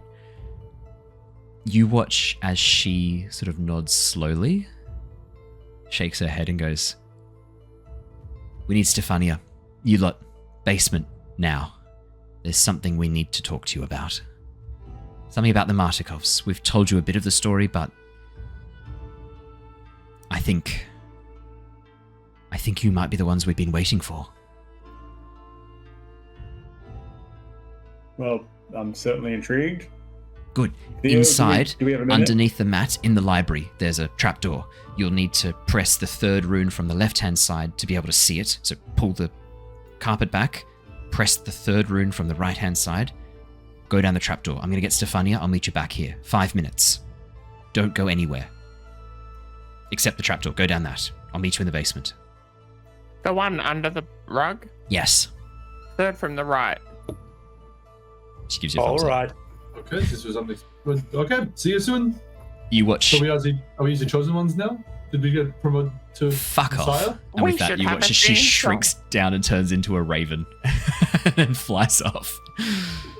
So We we have are a theme song. with the messiahs. Always look on the bright Right side of Messiahs. Death. That's Oh, us. I thought it was. Holy I, cleansing. I was taught a different version of that, so my one ended in death. Well, should we head inside then? Luther, Well, Well, mine ended with suggested the we holy start. cleansing, so they're very similar. Yeah. I mean, it's good that we're going to get the whole story. I figured there was more to it with these Mardikovs and the were-raven stuff. You can't just say you figured that after it happened. No, You I gotta didn't. call I it don't know earlier. what it is. I just said I figured that this exact scenario was going to happen But after I it's already didn't. happened. I just thought there'd be. I thought there was more to the story that maybe we'd get once we'd proven ourselves. You know, Davian Well, you said gotta to us. I figured Damien was secretly Strahd all along. Wait, you knew that? Why did you No, not tell I- us? That's an awful thing. Why would you do That that? hurts my heart. For the same reason that you did not tell us about the Mardikovs. So I didn't know what they were. I'm just saying. On. I'm just saying. But after the conversation we had with Davian, like Did you 5 know or nights did you ago, not know? I didn't know, but I had a feeling there was more to their story. And Davian almost told us. I don't know if you Well, it remember when sounded we were like out you said drinking not a that night when Killian went off and did a patrol of the place. And I think Jonor got kicked by a cow or something. We were. Yeah. We had a Was chat that with. before cows. Jonor really spooked him out with his tarot cards. Yeah, before that, he said, because we were starting to win him over, and he started to sort of indicate that there might be more to what was going on. And he said that when we came back, once we'd proven ourselves, there'd be more for us. I remember this. I feel like this is what led to the content warning at the start of the episodes. No, that No. was previously when we. when No, we that was talked a while to the, ago. I don't know why I'm in character for that. No, we promised to take care of the druids of Yesterhill actually. Before Yeah, contact, exactly. like- And then after that, he said that would have proven, but maybe. Yes, well, yes. So, That's yeah, what I mean. let's Like go. I knew there'd be more to the story, and we're getting it Well, you sooner than we didn't thought. tell us though. Like, No, if but you were wanna there. call I didn't. I something, shouldn't you have to gotta tell call you. it. You were sitting there Well, I sipping. wasn't there. Yeah, you were. Not there. No, Sorry, Styx. You weren't there. I apologize only to Styx, who was not Six hours there. you've forgotten this whole I time was- that we spent at the winery. We had such a good time together. exactly. Jonor and I were out tipping cows. No, that was after Jonor spooked him with the tarot You can't cards. prove that. I can, because that's why the conversation ended, because Jonor was there with his tarot cards and If started you talking can't about prove it, there's no like a recordings of village these with things. blood and feathers and bones and spooked him. You spooked me Okay. too, actually, Jonor, to be honest, with that card You reading. gotta That was call spooky. it. This wasn't the most spooky. Yourself. I I love think. spooky when we're looking for Grinnell. Quiet Sticks. Okay. You do not talk to our friends like this. Oh, You were raised sorry, better than Sticks. I You're am a friend. Oh, are you? Okay. Yeah. Sorry. All You're a right. great friend, Styx. I think it's safe How to is say he- Styx is a friend. How is he the first one that asked you to be a friend before you asked them to be a friend, and all of a sudden you do not want him? I want him to be a friend. I just think didn't it's know if he wanted me to pathological. be a- You know, like when she wants people that don't want to be her friends, and then when people want I to feel be like her people friends. are asking me questions and they're not listening for an answer. I am unwanted. Maybe you should throw some fruit at him and see if he becomes closer to you this way. Well, I'm sure that there's no relation here to that, so there's no need to bring it up. Well, I Well, as long as nobody tries to buy me, I think we're okay. That was because Jonor tried to buy Jonor me. Remember that fun Turns time? to walk inside. Yeah, it's fair. I follow with at this point. Luther nods and follows. Luther walks over to Styx and begins to regale him of the time that Jonor tried to buy her. Oh my god. I sent a telepathic message to like, be nice to the robot. He is our friend. Okay, well, as a friend, I will tell you this very personal story. All Styx, right. you get the weirdest sense that there's absolutely nothing wrong with being bought and sold. I mean, you're pretty sure you have at least once or twice. I would imagine as the story goes on, it gets more and more unpleasant. Styx just isn't batting his eye. It's just, all right. Say, You- say you thank like you for on your understanding. owner. You see, you understand me. You understand it's not okay. Like, I'm a people just like you. Well, I am not people. What is wrong with holding worth? No, I'm saying that. Am I worthless? Not Is if that why he couldn't buy me? sold. You have value if people want to purchase you. I don't. think that that's how it goes, but I don't have anything to retort. It's a really well argued point there, Raph. It's really well done. It's concerning how well you've done that. Almost as if you've said this before. He tells himself this every morning in the mirror.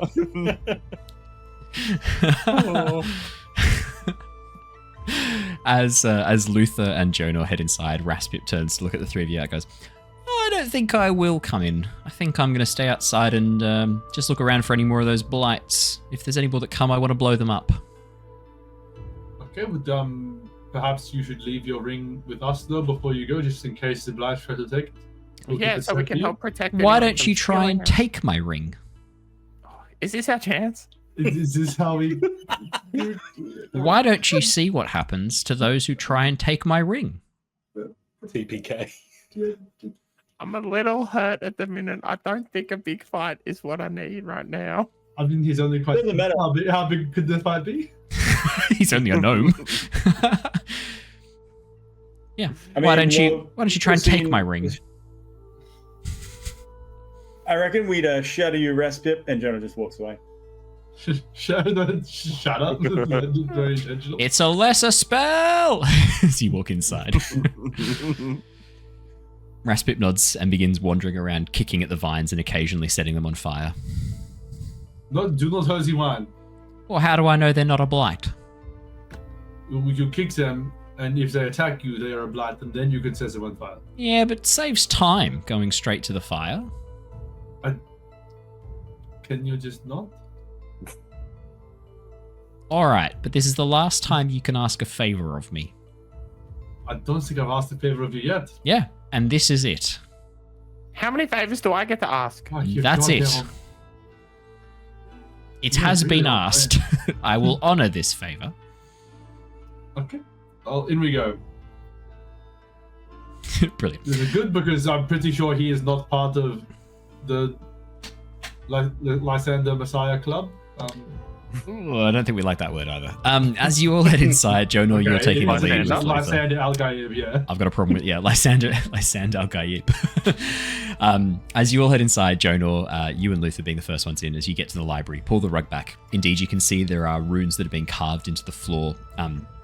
Like, we're talking sort of 20 or 30 arranged in what looks like a random jumble. But as you count 1, 2, 3 across from the right, and then touch the rune, you watch as the floor glows and the entire floor, which is an illusion, fades away to nothing, revealing a trapdoor in its place. Jacob, did you have a question?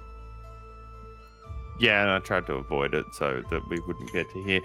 It was a dumb little question, but now we're here. I'm going to ask it anyway. You raised your hand. Like, what am I supposed to do with that? Yeah, but then I wave it away. Wave it away because you. I just figured again. you're lazy and don't want to hold it up for more than a second. That disrespect. That's- Now the question really isn't worth asking. What was the question? Go on. Is one of the runes significantly more worn than the others? Because No. that's the one everyone touches. They're all illusions. None of them are real. Just placing your hand Oh. above it dispels that illusion at that point. It's the weak point in the illusion. That's disappointing, but really cool. as the illusion magic fades and the trapdoor is revealed, Luther helps lift up the trapdoor, and as you climb down the ladder into the area below, you can see that there is a basement. The hill that this winery is built on, the inside of the hill looks like it's been partially hollowed out, forming this enormous hidden chamber. And as you climb down, you can see that there are antechambers with beds, bedrolls, and hammocks hanging from the ceiling. There's stores of food. And along the western wall, 30 barrels of what looks like very fine quality wine stacked up along the walls. In the very center of the room is a table with a beautifully hand-drawn map of the realm of Barovia, the edges marked with mist, and various locations noted and marked across its surface, along with books and journals on an enormous bookcase, all of which look to be, again, handwritten, marked and created by generations of the Martikov family. Because you guys took some time outside, As you climb down the bottom of the ladder, sort of take in the room, there's a flapping of wings above you, and 2 ravens fly in and then immediately transform into Stefania and Lara.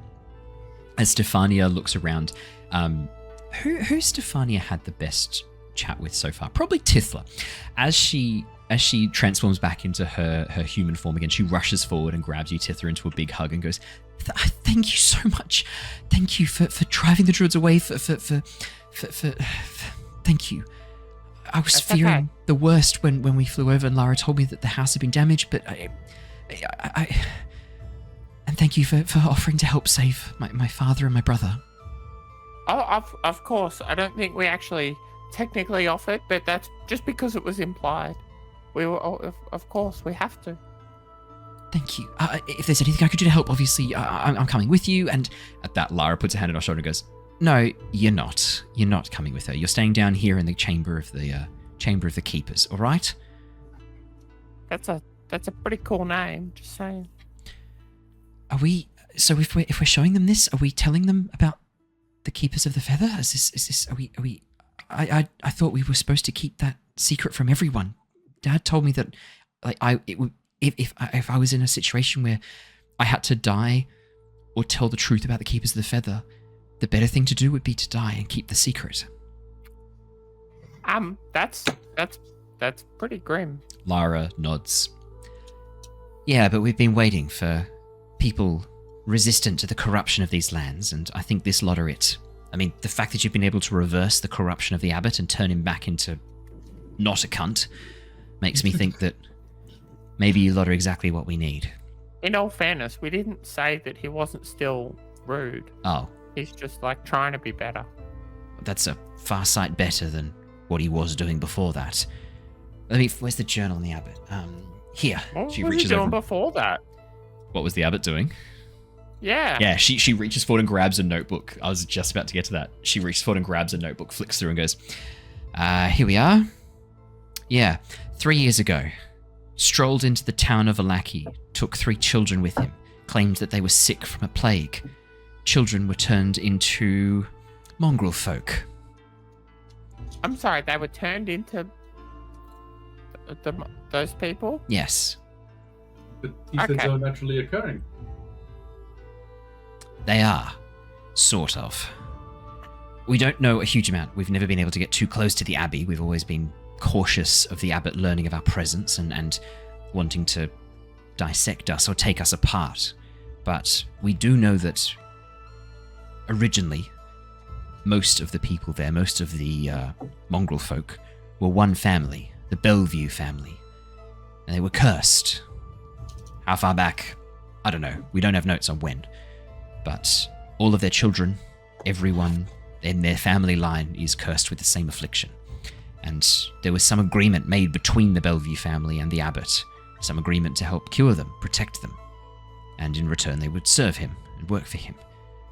Well, the abbot tried for many, many years. We've got notes of him attempting to reverse it, but he was unable to. It seems everything he tried failed, and so he began to attempt to recreate the magic that created them in the first place, in the hopes of understanding how to undo it. I know of at least 20 mongrel folk he himself created, cursing, transforming into those things. This is a lot. Do we have just a couple of minutes? Is something? What do you mean? I'm gonna just Jonor. Yeah, Tithla? I asked you some questions the other day, and you didn't answer me. You said I don't want to know what he did to me. What did he do to me? You said he fixed me, and then you said he did that I didn't want to know what he did. Well, what did you let him do to me? He replaced your skin. I'm sorry. He just what? in a really sort of replaced it with horrific, perfect skin. Look at your glowing green skin. It look great From now. Where? The weave. He's a great magic caster. He's a healer. He managed to just eternal grimaces thinking The back memory. to the memory of the skin being dissected. Have you ever skinned an animal, Tithla? You've skinned many animals. Have you? People versus animals are two different things to see skinned, and I wouldn't know. I've never seen a person skinned. Well, I just saw a goblin skin 2 days ago, and that was awful. That was truly sickening. But he managed to fix you. So I'm sorry, and that's who I am now. Yeah, I've got a pretty strong stomach. I have to say, even I found that hard to watch. That was. And you all lied to me. Well, I don't think we lied to you. He did fix you. He took the old skin off and then made you grow new skin with magic and stuff. He put somebody else's skin on me, and then he grew your skin. Yeah. He channeled the weave to embody your essence, I presume, and then make it grow. It looked to me like he kind of sped up your natural healing, like it just happened a lot quicker and better. Because I don't know, could goblins regrow skin? Well, I mean, probably the same as you. We can find out how good that is. I'm okay, thanks. Once was enough for me. But he channeled healing magic into you, and you regrew stuff, and it was crazy. So it was just super gross. He didn't put somebody else's skin on me. I mean, I didn't see him do that, Jonor. No, I was watching the whole time. It's just sort of between. Well, there was one bit where you ran outside really quickly at the end, but I didn't see him put anyone else's skin on you. Plus, Tithla, let's think about this. How many green-skinned people have we seen in this place? Well, I see him every day. In the mirror? Every time I look in the water. Okay. But I think it would have been harder for him to source another green skin that fit you than it would have been. I don't know. I was asleep. And Jonor said, I don't want to know what happened. And then you start talking about skinning people. So what am I meant to think other than that you put the other skin on me? Okay, so he just regrew my skin. Yeah. Would that work for me? Do you have skin? No, we're not. What if we got someone's skin? No. I'm gonna cut that off. I'm gonna get ahead of this. All right. No, keep going. I want to fit in. Oh. So you're gonna say I want to feel. You could turn this into a poem. I need to fit in. All I need is skin.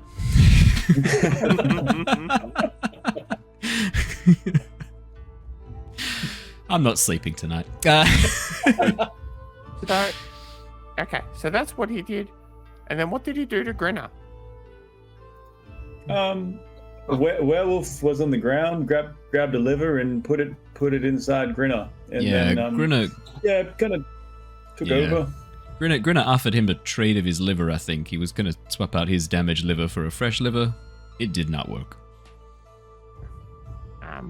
Okay. I think that... Are we friends? You just said we were friends before. Are we friends? So you're one of the most lovely people I've come across in this land. And the land before. Okay. Well, maybe I won't be so harsh then. Thank you very much for letting me know. Can I give you some feedback though, Jonor? Yeah, I'm sure. I'd like to air a grievance. I think maybe this was hyped up a little bit more than it needed to be. Jonor almost fainted just from the side of it. I want to point out it was horrifying to watch. He peeled off your skin. Okay, can I give you some feedback then, please? Sure. While I'm on board with honesty and telling the truth, sometimes a little bit less of the truth. You flat out demanded Jonor, cornered him, and made him tell you what happened. I'm going to back Jonor on this one. You're doubling down on it. Yeah. First time, yes. The third time, because you just aired a grievance with Jonor that he hyped it up too much. I'm just making sure you understand he did not. If anything, I think he underplayed it. Okay, well, I'm going to be honest. I don't really know how to feel right now. I feel kind of dirty, but I feel much better than your skin's clean. It's all fresh. Skin. Yeah, so... Okay. Okay, thank you. You're my friends. I really appreciate it and I love you all. I hope that we can continue to be best friends. And Styx, that includes you too. I just met you. I know, and the fact that we already have this bond is very special. All right.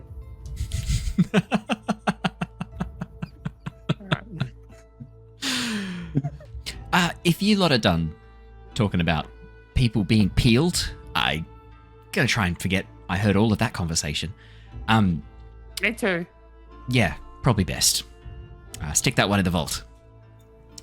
What's a vault? Place in your mind where you put things you can't deal with.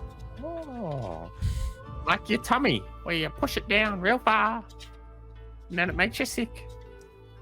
Then you throw up because you don't feel good. Because your feelings are finally coming up out, and you've been repressing them all this time. What sort of books you got in there? Like,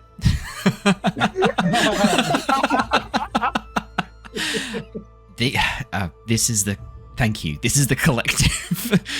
This is the collected knowledge and observations. I think I need to give the goblin a hug, but Stefania, can you give the goblin a hug? I love it. Runs over. Stefania leans down and gives you a hug while like Lara sort of like looks down and like pats you on the head. Yeah. So, what was I saying? Yeah, the Keepers of the Feather.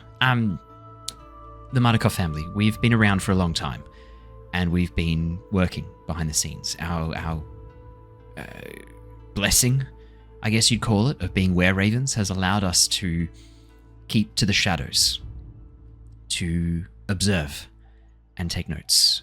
We've got notes going all the way back to, well, back to the beginning. What happened here, how things went so wrong, and we've put together most of the pieces, but there's still some gaps. That's what we've been working for, trying to find out what happened so that we can try and fix things here, because it wasn't always like this. But it's been so long, people forget. And we can't prove this, but something weird happens with time here.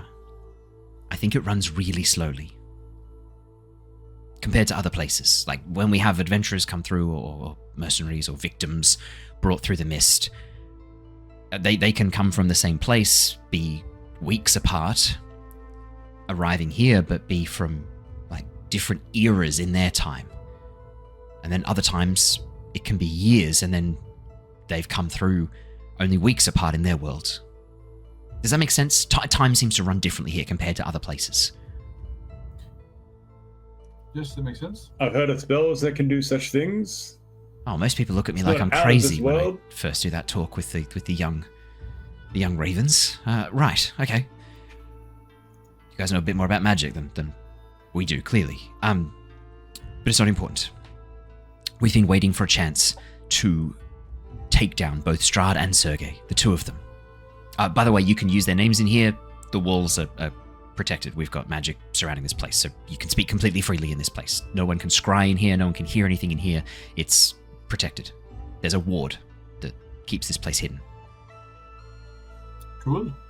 Is this like the Mad Mage's Tower? Mad Mage's Tower. Oh, Yeah, there's a broken tower. Tower by Lake Some sort Bartok. of weird. Yeah. I don't know we haven't really bothered too much with that. It was mostly destroyed. I mean, we know that that half elf Rictavio with the wolf, he'd shacked up in there for a bit. You just can't cast spells in there. It's kind of weird. Oh no, you can cast spells here. There's no anti-magic or anything like that. It's just warded. So, like when you're in here, nothing from the outside can hear or look in or see in or get any information in. And when you're on the outside, like nothing comes into here. This place is secret and safe. It's like a safe box. Gotcha.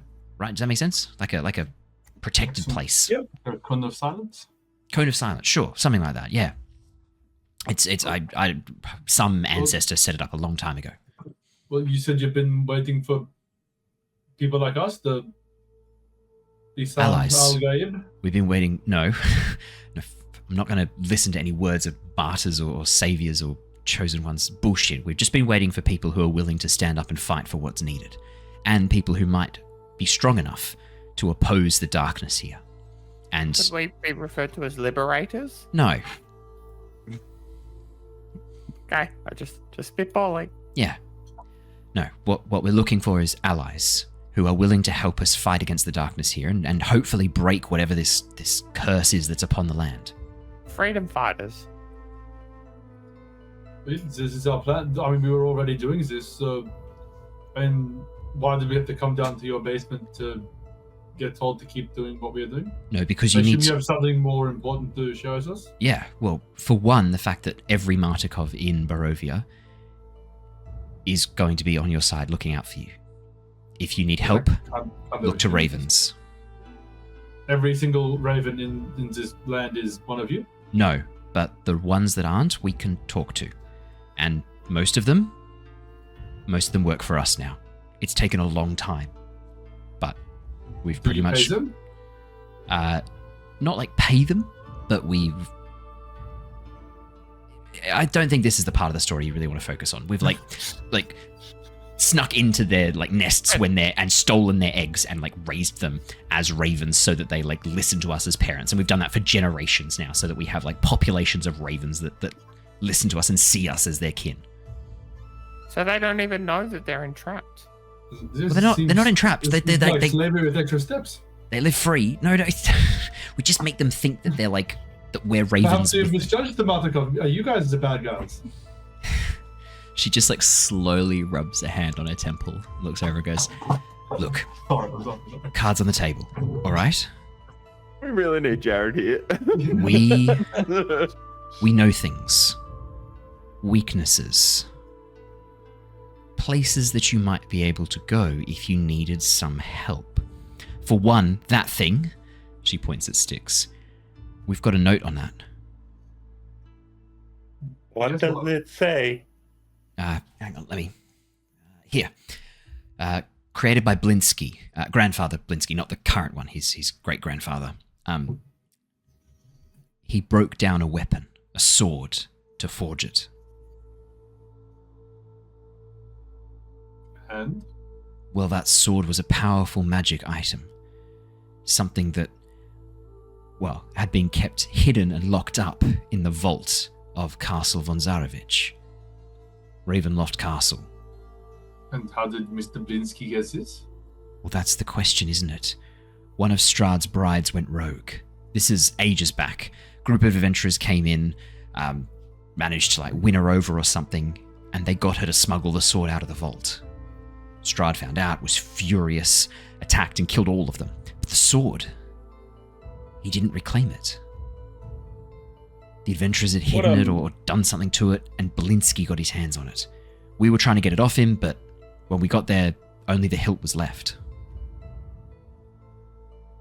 What type of sword was it?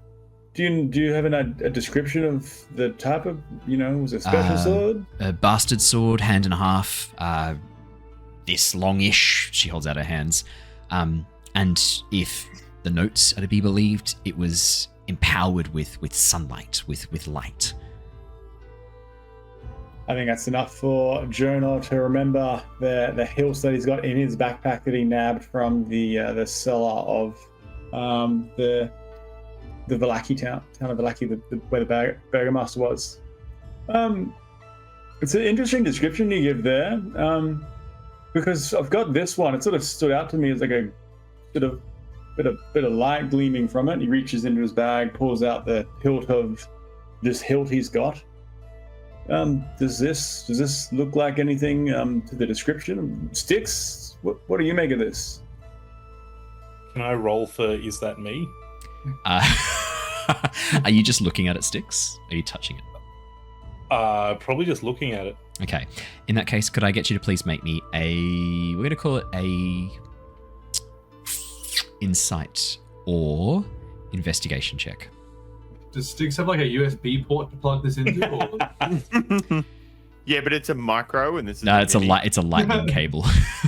No, not compatible.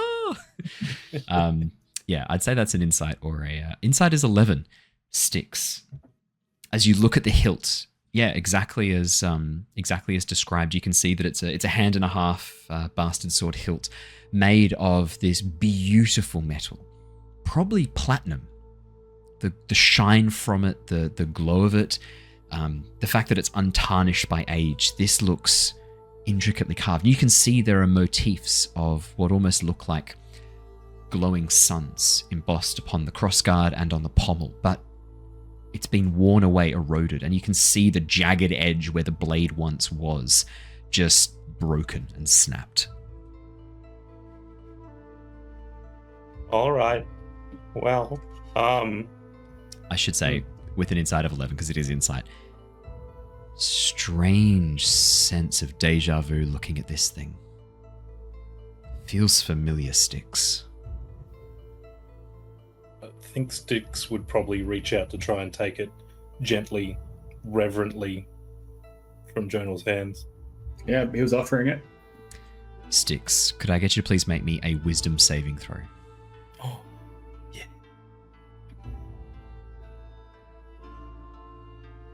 13. You watch as Styx grasps the handle. To your eyes, suddenly Styx seizes up every single cable, gear, and piston in his body. Tithla goes to knock it out of his hand. Could you please make me a sleight of hand check, Styx? Could you please make me an athletics check with advantage, please? Because as your muscles tense, it like locks on. This is outstanding. That's a 4 for the first athletics check from Styx, 17 for the second. Sleight of hand, Tithla. This is going to be good, I can tell. Natural 20. Natural 20. That's a 7. 7. Not a 20. As you just slap Styx's wrist, same as Jonor, you just slap his wrist, and this time it hurts a lot more than it did with Jonor. As you look down at your hand. Actually, there's an additional thing that happens when you slap him and touch his body when he's holding the hilt of the sun sword. Styx, as you grab onto this thing, you feel this almost like warmth and light burn through you as you seize up all of your joints and muscles and pistons, suddenly like seizing to a halt as you grasp this blade. Styx, for a moment you feel both the body and the sword. You are both. But you are broken. Someone took you, shattered you into pieces and remade you. A mind broken apart and reforged into something different. And you know that you can never be made whole again. Ever. I think Styx... I mean, they don't have a mouth that opens, but their head just goes back and they just start going,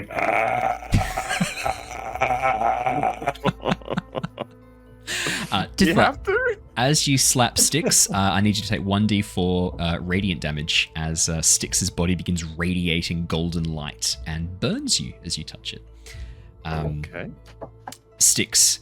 Can as... Styx roll that? Nope. Oh, yeah, sure. Yeah, Raph, you can roll d4 for damage to Tithla. yeah. As soon as I remember where my dice are. 4. Nice. Pop it. As you like slam down, Tithla's trying down. to No. Tithla's down. You watch as Tithla just dies, burned up to a crisp because she touches the raw power of the sun.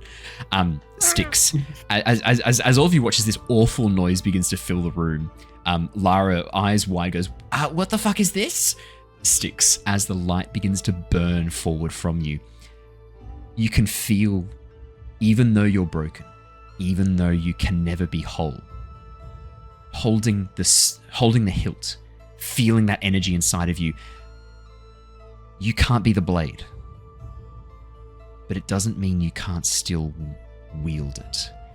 And as that light begins to burst forth, you watch as this ray of sunlight begins to coalesce, the light pouring out of Styx, forming a blade, growing from the hilt, almost rising like a beam of light. Almost like a lightsaber as it moves out of the blade.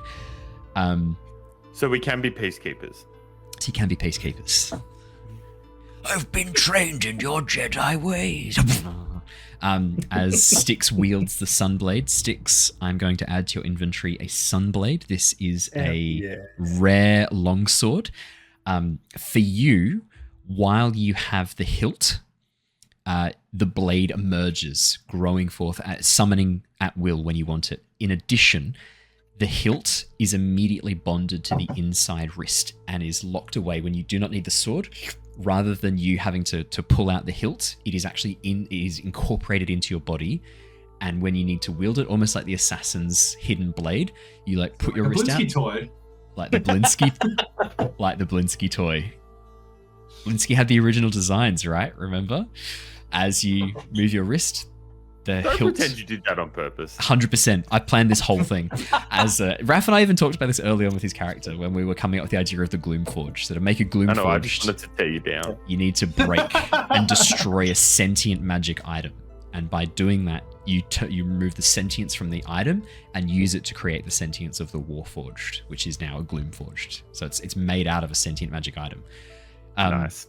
Styx, for the first time, you feel complete. This is not what you were. There's no going back to that. But maybe this new form, maybe this gives you a chance to learn and grow, to change. That desire you express to wear someone else's skin to fit in, despite being very creepy, I'm going to say comes from a place of this growth, this idea of change. I am whole. And I think that is where we're going to wrap up for tonight. I think that's a good cliffhanger to end on. Nice. Awesome. That's very cool. Let me add the Sunblade to your inventory. In Curse of Strahd, one of the weapons that you have to find is the Sun Sword. You are the Sun Sword, Styx. So what I'm hearing is we're probably not going to get Grinner back anytime. Who knows? Who knows? Awkward. I'll add that to your character sheet now. From all of us here tonight. So at the moment, Styx, I'm giving you a Sun Blade. You are yet to fully integrate and fully unlock the powers of the Sun Sword. But we will upgrade it when that time comes around. Saucy. Perfect. And Always that's wanted a lightsaber. Yeah. And did you want to keep it as a long sword? It looks like a long sword is your weapon of choice, but I can make it like a short sword. I can make it any type of sword you'd like. Yeah, longsword's fine. I was sort of describing it like a bastard sword because I figured that'd be your sort of go-to. That is pretty well exactly what Yeah. Styx would be using. Hand and a half sword. Fantastic. What happens if I throw the sword? So if you throw the hilt, you will have to go and pick it up if you want to be able to do anything with it. There is something that you can do with the blade a little bit later on once you've played around with it a bit more. Once we've had a bit of a chance to play around with it. Now, I should say with the Sunblade, so for you, it's a free action. It's not a bonus action to cause the Blade of Radiance to spring into existence, so you can ignore that property. For you, it's a free action to create the blade. You gain a +2 bonus to attack and damage rolls, and it deals an extra 1d8 radiant damage against undead. Oh, love it. There are a lot of those around. Also emits light in a 15-foot radius, bright light in 15-foot radius, dim light in 15-foot, and it is sunlight that it emits. So there is always sunlight within 30 feet of you, bright within 15 feet. Raph is so excited by that, his camera has frozen in an incredible freeze frame. He's back. Does that just give sunburn to everyone who's grown up in Barovia because they've never seen sunlight? Like real sunlight? Yeah, I'd say probably like the UVA and UVB exposure would be pretty high at that, yeah. Yeah, good. Raph. Solarium services. We're just walking around tanned as fuck. We are bronzed. Well, thank you so much, everybody, for joining us. I think that's a good enough cliffhanger to end on. Raph, this does mean I will update the color scheme of your sword, which was always the plan, and we will have that on your new character art. That is going to be very exciting to do. I've been waiting for a while to do that. Do you have a question, Has? I was just mentally charting the fact that in that whole session we managed to make it from outside the house to inside the basement. You guys did pretty well. Yeah, we need Jared. Yeah. I think that's probably one of the bigger accomplishments you've made. I mean, you also managed to shoot an unarmed prisoner in the head. Don't forget that. Jared did that. That's true. Again, we've done nothing without him. Well, thank you so much, everybody, for joining us here tonight. If you're watching us on Twitch, don't go anywhere. We're going to go and raid our friends over at Corsair's Cove who are playing Humblewood, which is one of my favorite campaigns that they run over there. If you're watching this on YouTube or listening to it on the podcast, don't forget, come and say hi if you're in Brisbane or on the Gold Coast on Sunday the 18th. It'd be really, really cool to come and see some of you guys. If you want to give the players lots of good, high quality rolls, natural 20s, natural 19s, things like that, just make sure you hit that subscribe button, like button, or leave a comment. And if you leave all three, it refills that bank of natural 20s so much faster. We all know that. It's a fact. I rolled a 1 and a 2. I feel like they've slowed down. We definitely need the subs. He needs it. He needs it so bad. He's thirsty. And we're going to for start calling out people from the chat. Devorna Knight 225. Go. That's still just Josh. Shit. Everybody have a wonderful time. Stay safe. Stay well. We will see you all on Wednesday for our Return of the Giants homebrew campaign, and Thursday for our Avatar Legends, the Legacy of Kyoshi campaign. But until then, have a lovely time. We'll see you guys soon. Farewell. Goodbye. Bye. Bye. Bye.